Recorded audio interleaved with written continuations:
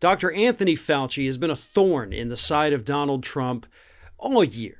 And prior to this year, few people in this country even knew who Dr. Anthony Fauci was. He is the leading expert on infectious disease with the U.S. government. And he's been one of the few people from the Trump administration to be honest with us, for the most part, about the pandemic. Now, when I say for the most part, it's worth remembering, in the early days, he came out and said, I don't know that wearing a mask or whatever is going to be help you at all. But then he admitted that he was downplaying the effectiveness of masks because he didn't want to send the nation into a hoarding panic and take away PPE that was needed by the doctors. You know what?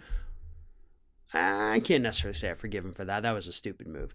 Nevertheless, Fauci has come out and publicly contradicted Trump. Fauci has a positive approval rating. Everybody seems to like Fauci. They like having somebody in the federal government during a pandemic that's not lying to them every day. Trump wants him gone.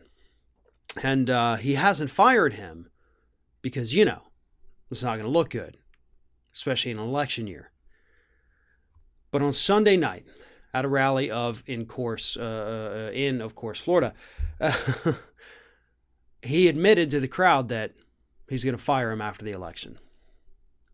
The crowd started chanting, "Fire Fauci," which it takes a special kind of stupid to think that we should fire the guy who knows what he's doing, the leading expert on infectious diseases. It takes a special kind of stupid to think we should fire that guy in the middle of a global pandemic. But that is what these Trump supporters at this rally were. I'm sorry, that's what you are. If you were there and you were chanting "Fire Fauci," there is no hope for you whatsoever. So they're chanting "Fire Fauci." Donald Trump fires back, "Don't tell anybody, but let me wait until a little bit after the election." At which point the crowd erupted in cheers. Because they hate smart people. They hate science. They hate anyone crushing their worldview that Donald Trump, of all people, is the greatest human being that's ever lived. I would love for there to be massive case studies in the near future. When these people eventually pass on, I think scientists should be allowed to, anybody who ever wore a MAGA hat, not ironically, scientists should be able, upon that person's passing, to extract their brain and look for abnormalities. Study it, really get in there and figure out what the hell went wrong. Because for this many people to just blindly fall behind this so obvious charlatan, this snake oil salesman who convinces people that his fat ass that hasn't done an ounce of exercise in 50 years is somehow the, ultimate male form. What the hell? I don't get it. I truly don't understand it. But then again, as far as I know, I am not suffering from any defects that would make me think these things that the Trump supporters think.